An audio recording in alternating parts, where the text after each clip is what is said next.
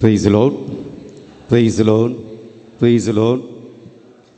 இயேசுவில் பிரியமானவர்களே, இன்று நம்முடைய சிந்தனைக்கு நான் முதல் வாசகத்தை எடுத்துக்கொள்கிறேன். நற்செய்தி வாசகம் இன்றைக்கு நேற்றைய வாசகத்தினுடைய தொடர்ச்சியாக வந்தது. அது ஒரு சின்ன ஒரு விளக்கம் கொடுத்துவிட்டு இன்றைக்கு முதல் வாசகத்தை நம்முடைய வாழ்க்கைக்கு முதல் வாசகம் நம்ம கொடுக்கக்கூடிய அந்த சிந்தனைக்கு நாம் செல்வோம். யாருக்கு ஞாபகம் இருக்கிறதா? நேற்று நாம் பூசையில் நற்செய்தி வாசகமாக என்ன படித்தோம்? நேற்று நான் கூவி பிரசங்கம் வச்சேன். ஒருத்தருக்கு ஞாபகம் இல்லையா? நான் என்ன சொன்னன்ட்டு கேட்கல. என்ன வாசகம் தான் படித்தோம். என்ன படித்தோம்? யாரை பற்றி படித்தோம்? விபச்சாரத்தில் பிடிபட்டு அந்த பெண்ணை பரிசேயர்கள், மறைநூல் அறிஞர்கள் இயேசுவிடம் கொண்டு வருகிறார்கள். இயேசுவிடம் கொண்டு வந்து, இவள் விபச்சாரத்தில் கையும் மெய்யுமாக பிடிபட்டிருக்கிறாள், மோயிசனுடைய சட்டத்தின்படி இவள் கல்லால் அடித்து சாகடிக்கப்பட வேண்டும், நீங்கள் என்ன சொல்கிறீங்க? இதுதான் இயேசுவிடம் அவள் கொண்டு வந்து இயேசுவிடம் கேட்ட கேள்வி. பிரியமானவர்களே, நான் நேற்று விளக்கம் சொன்னேன்.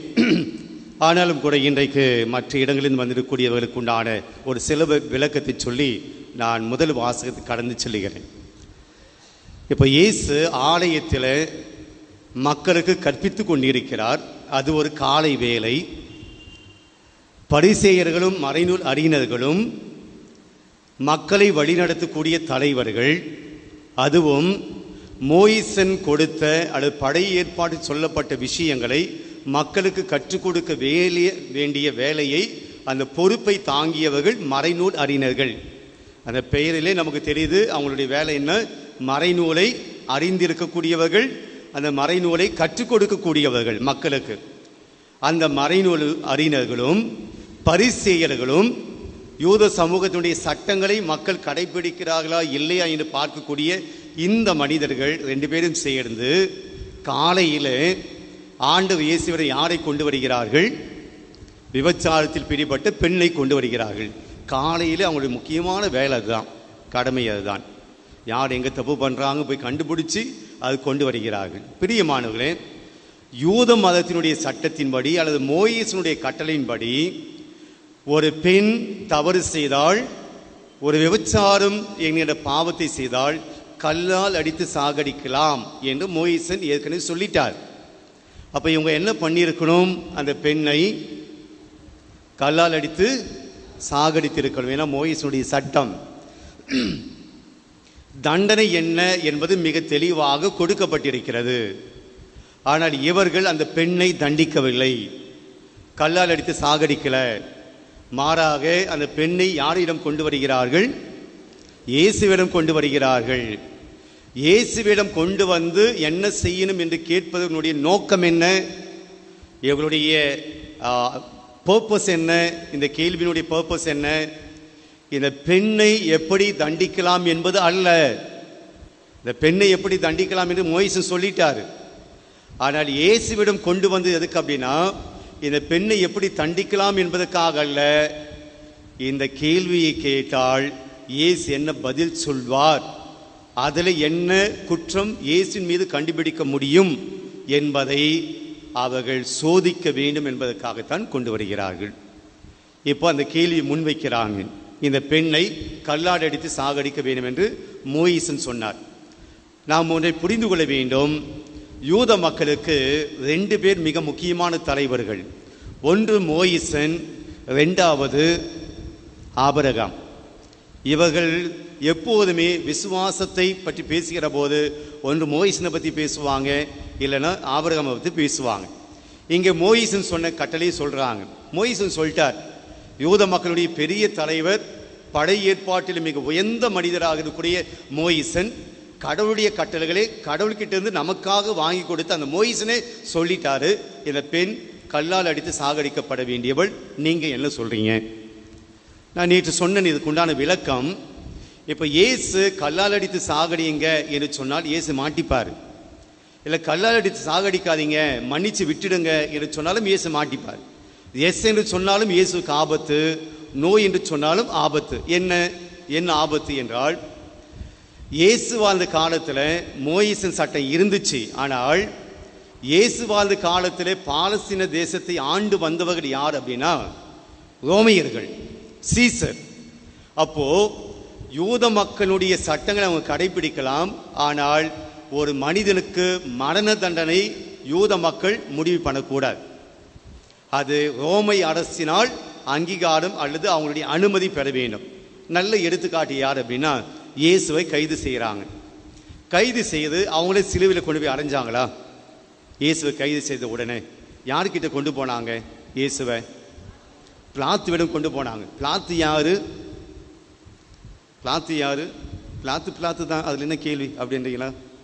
பிலாத்து ரோமியர்களுடைய பிரதிநிதியாக இங்கே ஆட்சி செய்யக்கூடியவன், ரோமியர்களுடைய சார்பாக இங்கே ஆட்சி செய்யக்கூடியவன். அப்போ பிலாத்திடம் கொண்டு போகிறாங்க. கொண்டு போயிட்டு இவன் இப்படி தப்பு பண்ணாங்க, இவனுக்கு மரண தண்டனை கொடுக்க வேண்டும் என்று பிலாத்தினுடைய அனுமதியை வாங்கினாங்க இல்லையா? அப்போது ஒருவர் யூத சமூகத்தில் மோயிசினால் அடித்து சாகடிக்கப்பட வேண்டும் என்ற சட்டம் இருந்தாலும் இயேசுவின் காலத்தில் அது செல்லாது. ரோமியனுடைய அரசனுடைய அனுமதி வேண்டும். எனவே பிலாத்து சொல்றாரு, நீங்களும் கொண்டு போய் இவனை சிலுவையில் அறையுங்கள், அனுமதி கொடுத்துட்டார். அப்போ இங்கே இயேசு நீங்கள் இந்த பெண்ணை அடித்து சாகடியுங்கள் என்று சொன்னால் என்ன ஆகும்? என்ன ஆகிருக்கும்? இந்த பொண்ணை நீங்கள் அடித்து சாகடிங்க இயேசு சொல்லியிருந்தால் என்ன ஆகிருக்கும்? சும்மா சொல்லுங்களேன். அந்த பெண்ணை விடுதலை பண்ணிட்டு, ஏம்மா நீங்கள் ஓடுமா அப்படின்னு சொல்லிட்டு யாரை கைது செய்திருப்பார்கள்? இயேசுவை கைது செஞ்சிருப்பாங்க. ரோமை அரசன் கீழ்ப்படியாமல், ரோமை அரசனுடைய சட்டங்களுக்கு கீழ்ப்படியாமல் நீ எப்படி ஒரு பெண்ணை சாகடிக்கலாம் என்று நீ தீர்ப்பு வழங்குவேன். ரோமை அரசு கம்ப்ளைண்ட் பண்ணியிருப்பாங்க, இவன் ரோமை அரசனுடைய சட்டங்களை மதிக்கவில்லை, கைது பண்ணியிருப்பாங்க. ரோமை அரசிடம் கொண்டு போயிருப்பார்கள். அப்போ எஸ்ன்னு சொல்லியிருந்தால், கல்லால் அடித்து சாகடிங்கள் சொல்லியிருந்தால் இயேசுக்கு என்ன நடந்திருக்கும்? அரெஸ்ட். சரி, இப்போ இயேசு இந்த பெண்ணை சாகடிக்காதீங்க, விட்டுடுங்க, மன்னிச்சு விட்டுடுங்க என்று சொன்னால் இயேசுக்கு என்ன பிரச்சனை? மோசேனுடைய சட்டத்தை மீறுகிறார், அது ஒன்று. பிரியமானவர்களே, இவர் தவறான வாழ்வதற்கு அனுமதிக்கிறாரு. விபச்சாரத்தில் ஈடுபட்டு அது ஒரு பெரிய தப்பில்லைன்னு சொல்கிறாரு. ஒழுக்கக்கேடான ஒரு வாழ்க்கை வாழ்ந்தாலும் அது பிரச்சனை இல்லை அப்படின்னு சொல்லி இவர் எப்படி இறைவாக்கினாக இருப்பார்? இவர் கடவுளுடைய மனிதனாக இருப்பார். பாவம் செய்வதற்கு அனுமதிக்கிறார், பாவம் செய்ததில் விட்டுவிட சொல்கிறாரு, மோயிசனுடைய சட்டத்தை கடைபிடிக்கலை, இவர் எப்படி இறைவாக்கினார் அப்படின்னு சொல்கிறீங்க? மக்கள் இயேசுவை ஏற்றுக்கொள்ள மாட்டார்கள். இப்போ ரெண்டுமே அது சொல்லுவாங்க இல்லையா, இருதலை கொல்லி எறும்பு அப்படின்னு சொல்லுவாங்க இல்லையா? என்ன அர்த்தம்? ஏதோ புதுசாக சொல்கிறீங்களா? அது என்னன்னு தெரியல. ஒரு குச்சி இருக்கிறது, குச்சியினுடைய இந்த முனையும் அந்த முனையும் நெருப்பினால் எரிந்து கொண்டு இருக்கிறது. நடுவில் ஒரு எறும்பு மாட்டி கொள்கிறது. இந்த எறும்பு எப்படி தப்பிக்க முடியும்?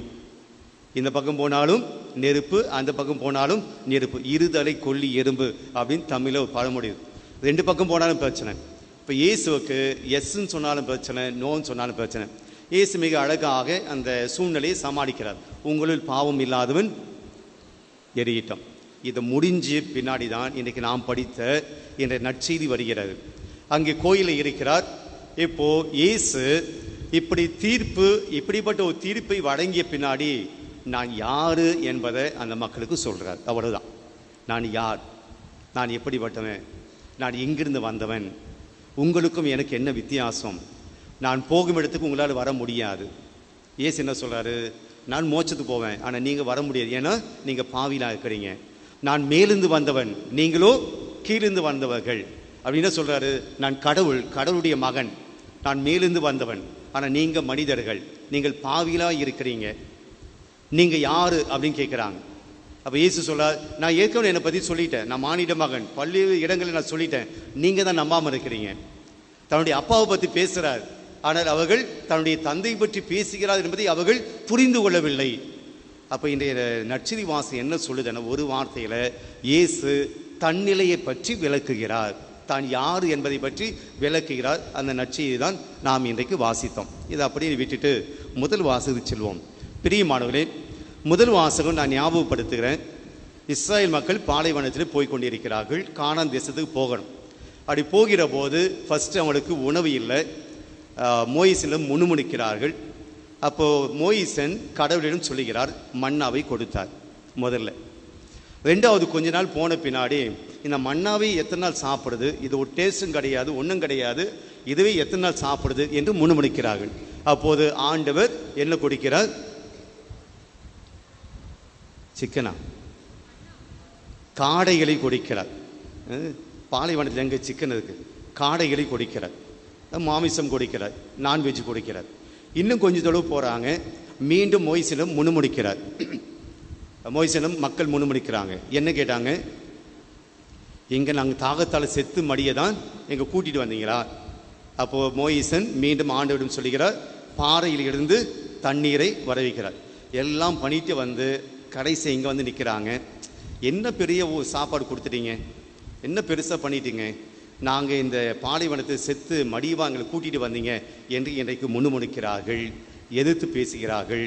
கடவுள் தன்னுடைய பொறுமையை இழக்கிறார், தன்னுடைய பொறுமையை இழக்கிறார். முதல் செய்தி எடுத்துப்போம். கடவுள் செய்த நன்மைகளை மறந்துவிட்டு நம்முடைய தேவைகளை மட்டுமே முன்வைத்து எப்போது பார்த்தாலும் நம்முடைய தேவைகளை மட்டுமே ஆண்டவரிடம் சொல்லிக்கொண்டு இறைவனுடைய நன்மைகளை மறந்துவிடக்கூடாது. சாப்பாடுன்னு சொன்னாங்க, மன்னாவை கொடுத்தார். தாகம் என்று சொன்னார்கள், தண்ணீரை கொடுத்தார். மாமிசம் வேண்டும் என்று சொன்னார், மாமிசத்தை கொடுத்தார். ஆண்டவர் செய்த எல்லா நன்மைகளையும் மறந்துவிட்டு மீண்டும் மீண்டும் கடவுள் எங்களுக்கு இது பண்ணலை, கடவுள் எங்களுக்கு இது செய்யலை, கடவுள் எங்களுடைய தேவையை நிறைவேற்றவில்லை என்று சொல்கிற போது கடவுள் ஒரு கட்டத்தில் என்ன செய்கிறார்? நன்மைகளை மறந்து போனவர்களை ஆண்டவர் தண்டிக்கிறார்.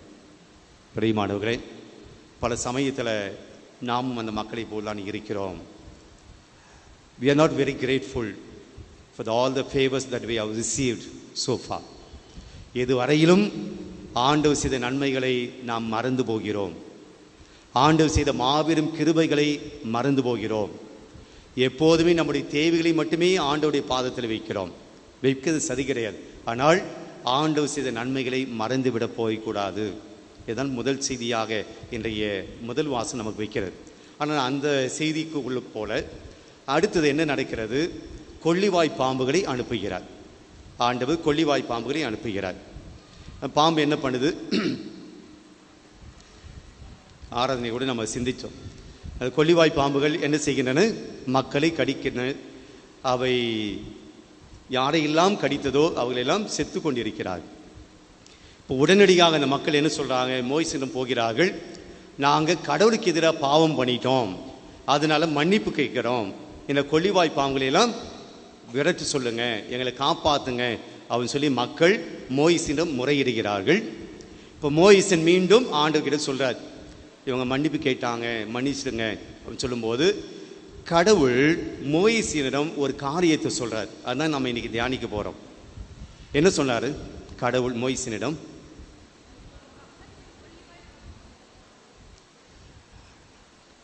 நீங்கள்லாம் இங்கே தானே இருக்கிறீங்க, நான் உங்ககிட்ட தானே கேள்வி கேட்குறேன், இன்னைக்கு யார்கிட்டயோ கேட்டது போல யோசிச்சுருக்கிறீங்க.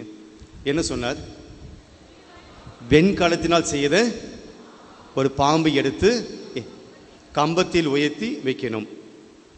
அந்த வெண்கலத்தினால் செய்த பாம்பை உற்று நோக்குகிற எவரும் அந்த பாம்பினால் கடிப்பட்ட எல்லாரும் பிழைத்து கொள்வார்கள். இதுதான் இல்லையா? பெரியமாடு இங்கே நமக்கு ஒரு கேள்வி வர வேணும். வந்திருக்கான்னு தெரியல, ஆனால் வரணும். என்ன கேள்வி அப்படின்னா, பாம்பினால் கடிப்பட்டவர்கள் யார் அப்படின்னா பாவம் செய்தவர்கள் இல்லையா? இந்த பாவம் செய்தவர்கள் கடவுளை பார்த்து ஜெபிக்க சொல்லு, அப்போ அவங்க குணமடைவாங்க. அல்லது என்னை பார்த்து மன்னிப்பு கேட்க சொல்லு, அப்போ அவங்க குணமடைவாங்க. அல்லது என்னை பார்த்து வேண்ட சொல்லு, அப்போ அவங்க குணமடைவாங்க அப்படின்னு கடவுள் சொல்லலை. மாறாக என்ன சொல்கிறார் அப்படின்னா, ஒரு வெண்கல பாம்பை எடுத்து மேலே வெயி, அந்த பாம்பை பார்க்குறவங்க சுகமடைவார்கள். அப்போ அந்த சுகத்தை கொடுக்கிறது யாராக இருக்கிறது? எதை பார்த்த சுகம் அடைகிறார்கள்? பாம்பை பார்த்தால் சுகம் அடைகிறார்கள். அப்போ அந்த சுகம் யார் கொடுப்பது போல் தெரிகிறது? பாம்பு கொடுப்பது போல் தெரியுது இல்லையா? இதன சிலை வழிபாடு. ஏதோன் தோட்டத்தில் ஆதாம் ஏவாள் கடவுளோடு இருக்கிறாங்க. ஆனால் அவரை கடவுள்கிட்ட இருந்து பிரித்தது யாரு? பாம்பு. அந்த பாம்பு எப்படியாக வந்ததுன்னு சொல்லி விவிலியம் சொல்லுது, அது ஒரு சாத்தானாக வந்தது. சாத்தான் பாம்பின் வடிவிலே வந்தது, அழகை பாம்பின் வடிவிலே வந்தது. அந்த பாம்பு சொன்னதை கேட்டு பாவம் செஞ்சாங்க. அதனால் அவர்கள் சாவுக்குள்ளானாங்க, கடவுள்கிட்ட பிரிந்தாங்க. அங்க பாம்பு சொன்னதை கேட்டதுனால ஏதோ தோட்டத்திலிருந்து விரட்டி அடிக்கப்பட்டார்கள். ஆனா இங்க அதே கடவுள் சொல்றாரு, பாம்பை பார்க்க சொல்லு, வெண்கலத்தில் செய்த பாம்பை பார்க்க சொல்லுங்க, அந்த பாம்பை பார்க்கிறவர்கள் குணமடைவார்கள் சொல்லி கடவுள் ஏன் சொல்ல வேண்டும்? எங்களுக்கு கேட்ட எங்களுக்கு என்ன தெரியும், நீ தான் சொல்ல அப்படின்னு இல்லையா? பிரியமானவர்களே, இந்த பாம்பை பார்க்கிறவர்கள் சுகமடைந்தார்கள், பாம்பினால் சுகமடையவில்லை. பிரியமானவர்களே, புரிந்து கொள்ளுங்கள். வெண்கலத்தினால் செய்த பாம்பை பார்ப்பதனால் அவர் சுகமடையல, அவர் சுகமடைந்தது கடவுளுடைய கிருபையால். ஆனால் ஏன் பாம்பை பார்க்க சொன்னார்? அது நமக்கு தெரிய வேண்டும்.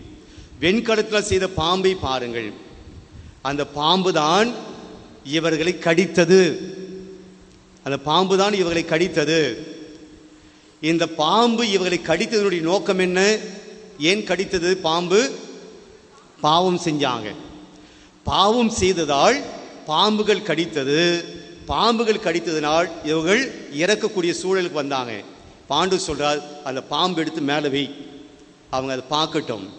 அது பார்க்கிற போது அவர்கள் தாங்கள் செய்த பாவத்தை நினைவுபடுத்துவார்கள். இந்த பாம்பு தான் நம்மை கடித்தது என்ற ஞாபகம் அவங்களுக்கு வரும். இந்த பாம்பு ஏன் நம்மை கடித்தது? நாம் கடவுளை விட்டு போனோம் என்ற ஞாபகம் வரும். இந்த பாம்பை பார்க்கிற போதெல்லாம் கடவுளுக்கு எதிராக நாம் பாவம் செய்திருக்கிறோம், கடவுள் நம்மை தண்டிக்கிறார் என்கிற ஞாபகம் வர வேண்டும். ஆக பாம்பு, வெண்கல பாம்பு இவங்களை குணப்படுத்தல. கடவுள் வெண்கல பாம்பு எடுத்து மேலே ஏன் வைக்க சொன்னார்னா, அந்த பாம்பு பார்க்கும் போதெல்லாம் நீங்கள் பாவத்தை உணர்ந்து கொள்ள வேண்டும், கடவுளை விட்டு விலகி போயிட்டோம் என்ற அந்த எண்ணம் உங்களுக்கு வரணும், கடவுளுடைய கட்டளை நாம் மீறிவிட்டோம் என்ற அந்த ஞாபகம் வர வேண்டும், கடவுளை விட்டு நீங்கினால் நமக்கு என்ன நடக்கும் என்கின்ற அந்த எண்ணம் உங்களுக்கு வர வேண்டும். எனவே எடுத்து காட்டு என்று மோயிசிடம் சொன்னார். அவங்க பாம்பை பார்த்தாங்க.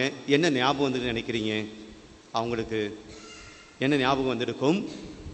நாம் தப்பு பண்ணிட்டோம், இந்த பாம்பு நம்ம கடிச்சது ஏன்? நம்ம பாவம் பண்ணிட்டோம், நம்ம கடவுளை விட்டு விலகி போயிட்டோம். ஆனால் அந்த கடவுள் நமக்கு ஞாபகப்படுத்துகிறார், நீங்கள் பாவம் செய்கிற போதெல்லாம் உங்களுக்கு இது போல நடக்கும், பாவம் செய்யாதீங்க, தப்பு பண்ணாதீங்க. இந்த ஒரு நிகழ்ச்சியை இயேசு புதிய ஏற்பாட்டில் கோடிட்டு காட்டுவார். பழைய ஏற்பாட்டில் மோயிசன் வெண்கல பாம்பை உயர்த்தியது போல மானிட மகன் உயர்த்தப்படுவார் சொல்றாரா இல்லைங்களா? வெண்கல பாம்பை மோயிசன் உயர்த்தியது போல மானிட மகன் உயர்த்தப்படுவார். தன்னை பத்தி சொல்றார். இயேசு எங்கே உயர்த்தப்பட்டார்? சிலுவையில். அப்ப இந்த சிலுவையை பார்க்கிற போதெல்லாம் நமக்கு என்ன ஞாபகம் வர வேண்டும்? நாம் பாவம் செய்தனால் இயேசு சிலுவையில் தொங்குகிறார் என்ற ஞாபகம் வர வேண்டும். இந்த சிலுவையை பார்க்கிற போதெல்லாம் நான் பாவியாக இருந்தாலும் என் பாவத்திற்காக இயேசு தன்னை பலியாக ஒப்பு கொடுத்தார். நான் வாழ வேண்டும் என்பதற்காக இயேசு தன்னுடைய உயிரை கொடுத்திருக்கிறார். இந்த தேவன் எனக்காக மரித்திருக்கிறார், என்னை அன்பு செய்வதனால் இந்த தேவன் மரித்திருக்கிறார் என்று ஒவ்வொரு தடையும் இந்த சிலுவையை பார்க்கிற போது நாம் பாவிகள் என்பதை நம்முடைய ஞாபகத்துக்கு வர வேண்டும். பிரியமானவர்களே, இன்றைக்கு நம்முடைய பங்கினுடைய வளாகத்தில் நம்ம கேம்பஸில் எனக்கு ஞாபகம் இல்லை, இந்த நற்செய்தியை படித்து கொண்டிருக்கும்போது நான் யோசித்தேன், ஆனால் ஞாபகம் இல்லை. ஏதோ ஒரு இடத்துல ஒரு பாடுபட்ட சிலுவை யாரோ கொண்டு வந்து வைத்ததை நான் பார்த்துருக்கேன். இங்கே தான் நம்முடைய வளாகத்தில் நான் எடுக்கிறேன்னு நினச்சேன், மறந்துட்டேன். ஒரு பாடுபட்ட திரு சிலுவை கொண்டு வந்து பங்கு வளாகத்தில் வச்சுட்டு போயிருக்கிறாங்க, யாருன்னு தெரியல. அது ஓகே, பிரச்சனை கிடையாது. அவங்க வேற எங்கேயோ தூக்கி போட்டதை விட பங்கு வளாகத்தில் வச்சதுக்காக நான் சந்தோஷப்படுகிறேன். குப்பை தொட்டில் எங்கேயும் போடாமல் இங்கே பங்கு. இப்போ நம்ம கேள்வி கேட்போம், அந்த நபர் இந்த சிலுவையை தன்னுடைய வீட்டில் வச்சிருந்தார், இன்றைக்கு அந்த சிலுவையை கொண்டு வந்து இங்கே வைத்து விட்டு போய்விட்டார். ஏன் நினைக்கிறீங்க? அந்த சிலுவை இத்தனை நாள் வீட்டில் இருந்துச்சு, இன்னைக்கு எடுத்து வந்து இங்கே வச்சுட்டு வேணான்னு சொல்லிட்டு போயிட்டார். ஏன் நினைக்கிறீங்க? எதற்காக? என்ன நடந்ததுன்னு நினைக்கிறீங்க? பதில் தெரியும், ஆனால் சொல்ல மாட்டீங்க. ஏன் ஏன் நினைக்கிறீங்க? இந்த சிலுவை என் வீட்டில் இருப்பதனால் தான் எனக்கு துன்பங்கள் வருகின்றன. இந்த சிலுவை என் வீட்டில் இருப்பதனால் தான் எனக்கு கஷ்டங்கள் வருகிறது. இயேசு சிலுவையில பாடுபட்டது போல இந்த சிலுவை என் வீட்டில் இருந்தால் நானும் பாடுபட வேண்டும், நானும் துன்பப்பட வேண்டும். எனவே இத்தனை நாள் எனக்கு கஷ்டமா இல்லை, இந்த கஷ்டம் இப்போ வந்துடுச்சு. ஏன் நான் யோசிக்கிறேன், இந்த பாடுபட்ட சிலுவை என் வீட்டில் இருக்கிறதுனால எனக்கு சிலுவை, எனக்கு துன்பம், எனக்கு வியாதிகள், எனக்கு நோய்கள், எனக்கு நஷ்டங்கள் வந்திருக்கு. இனிமே இந்த சிலுவை எனக்கு தேவையில்லை. அப்போ சிலுவை அவர் எப்படி பார்க்கிறார் அப்படின்னா, இது துன்பத்தின் அடையாளமாக பார்க்கிறார். சிலுவை என்பது துன்பத்தின் அடையாளமாக பார்க்கிறார். பிரியமானவர்களே, இது துன்பத்தின் அடையாளம் அல்ல, இது அன்பின் அடையாளம். சிலுவை என்பது தியாகத்தின் அடையாளம். நான் துன்பப்பட வேண்டும், என் தேவன் எனக்காக துன்பப்படுகிறார். நான் சாவை அடைய வேண்டும், எனக்காக இயேசு சிலுவை சுமந்திருக்கிறார். நான் வாழ்வை இழக்க வேண்டும், எனக்காக இயேசு வாழ்வை இழந்திருக்கிறார். இது துன்பத்தின் அடையாளம் அல்ல, அன்பின் அடையாளம். இது துன்பத்தின் அடையாளம் அல்ல, இது வாழ்வின் அடையாளம். இது துன்பத்தின் அடையாளம் அல்ல, இயேசுனுடைய மாபெரும் அன்பின் அடையாளமாய் இருக்கிறது, அர்ப்பணத்தின் அடையாளமாய் இருக்கிறது. அப்போ ஒவ்வொரு வாட்டியும் சிலுவையை பார்க்கிற போது, நான் இவ்வளவு பாவியாக இருக்கிறேன், இவ்வளவு பாவங்கள் செய்து கொண்டிருக்கிறேன், ஆண்டவரை விட்டு விலகி போயிருக்கிறேன், இவ்வளவு தீமைகள் செய்து இருக்கிறேன், ஆனாலும் என் தேவன் என்னை அன்பு செய்கிறார், எனக்காக இந்த சிலுவையிலே தொங்குகிறார் என்ற அந்த எண்ணம் சிலுவையை பார்க்கிற போதெல்லாம் வர வேண்டும். பிரியமானவர்களே, செய்தியை புரிந்து கொள்ளுங்கள். உங்கள் வீட்டில் பாடுபட்ட சிலுவை இல்லை என்றால் நீங்கள் கிறிஸ்தவர்கள் என்பதற்கு அடையாளம் இல்லை. நீங்க அந்தோனியரை வச்சுக்கிங்க, மாதாவை வச்சுக்கிங்க, எந்த புனிதருடைய சுரூபத்தை வேணால் நீங்கள் வைத்துக் கொள்ளுங்கள். உங்களுடைய வீட்டில் பாடுபட்ட சுரூபம் சிலுவை இல்லை என்றால் நீங்கள் மீட்கப்பட்டவர்கள் அல்ல. ஆண்டவர் இயேசுனுடைய அன்பை நீங்கள் சுவைக்காதவர்கள். இயேசுனுடைய பாடுகளை நினைத்து அவரால் நான் மீட்படைந்திருக்கிறேன் என்பதுடைய அடையாளம் தான் சிலுவை. அதை தூக்கி வீதியில், அதை தூக்கி ஆலய வளாகத்தில் தூக்கிட்டு போறோம் அப்படின்னா நான் இன்னும் ஆண்டவருடைய அன்பை அனுபவிக்கவில்லை. எனக்காக ஒரு தேவன் மரித்திருக்கிறார் என்பதை நான் இன்னும் உணரல. உங்க கடன் தொல்லையில் இருக்கிற போது அந்த கடனை முழுவதுமாக ஒருத்தர் இல்லைங்க, இனிமேல் உங்க கடனை நான் அடைச்சிடுங்க, அது கவலைப்படாதுன்னு சொல்லி உங்க கடனையெல்லாம் ஒரு அடைத்து விட்டு சென்றால் நீங்க எவ்வளவு நன்றி உள்ளவர்களாக இருப்பீங்க. அவங்களுக்கு ஒரு 1 லட்சத்தை உங்களுக்காக நீங்க வாங்கின கடனை இன்னொருத்தர், நான் உனக்காக 1 லட்சத்தை கொடுத்துறேன், நீ இனிமேல் கடனை விட்டுடு, நீ சந்தோஷமா குடும்பத்தோடு இரு அப்படின்னு சொல்லி ஒருவர் உங்க கடனை அடைத்தால், உங்கள் கடனை அடைத்தவருக்கு நீங்கள் எப்படி இருப்பீங்க? நாங்க வாங்கிட்டு டாட்டா கட்டு போயிடுவோம் ஃபாதர், எப்படி இருப்பீங்க? எவ்வளவு நன்றி உள்ளவர்களாக இருப்பீங்க? அவங்களை பார்க்கும்போது அவங்க செஞ்ச அந்த காரியம் நமக்கு ஞாபகம் வரும். அவங்க இல்லைன்னா எவ்வளவு கஷ்டங்கள் நம்ம அனுபவிக்க வேண்டியிருக்கோம். அவ்வளோ பேர் உதவி பண்ணீங்க, தெய்வமா பார்ப்பீங்க. ஆண்டது வடிவத்தில் எனக்கு உதவி செய்ய அப்படின்னு பார்ப்பீங்க. பிரியமானவர்களே, 1 லட்சம் எங்கே இருக்கிறது? எனக்காக உயிர் விட்ட தேவனுடைய அன்பு எங்கே இருக்கிறது?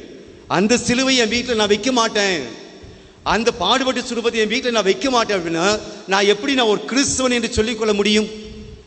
அது இருக்கக்கூடிய சிலுவையை தூக்கி நான் வீட்டுக்கு வெளியே தூக்கி போடுகிறேன் என்றால் நான் எப்படி இயேசுனுடைய அன்பில் வாழ்கிறேன், இயேசுனுடைய அன்பை புரிந்து கொண்டிருக்கிறேன் என்று எப்படி நான் சொல்லிக்கொள்ள முடியும்? பிரியமானவர்களே, ஆக மோயிசன் வெண்கல பாம்பை மேலே உயர்த்தியது போல, அதை பார்த்தவர்கள் சுகமடைந்தது போல, தன்னுடைய பாவத்தை உணர்ந்து மனமாறியது போல, இந்த சிலுவையை பார்க்கிற போதெல்லாம் நாம் ஒன்றை புரிந்து கொள்ள வேண்டும். என் தேவன் என்னை அன்பு செய்கிறார். தன்னுடைய அன்பின் அடையாளமாய் என்னை பாதுகாக்க, எனக்கு வாழ்வு கொடுக்க தன்னுடைய உயிரை கொடுத்திருக்கிறார். அந்த தேவனை நான் அன்பு செய்வேன், அந்த தேவனை நான் முழுமையாய் நம்புவேன். அந்த தேவன் என் வாழ்க்கையினுடைய ஆணிவேராக அடித்தளமாக இருக்க வேண்டும் என்ற ஒரு செய்தியைத்தான் இன்றைய நற்செய்தி நமக்கு சொல்லிக் கொடுக்கிறது. ஆக ஆண்டவருடைய அந்த திருச்சிலுவை நமக்கு மகிமையாக இருக்கிறது என்பதை நாம் புரிந்து கொள்வோம்.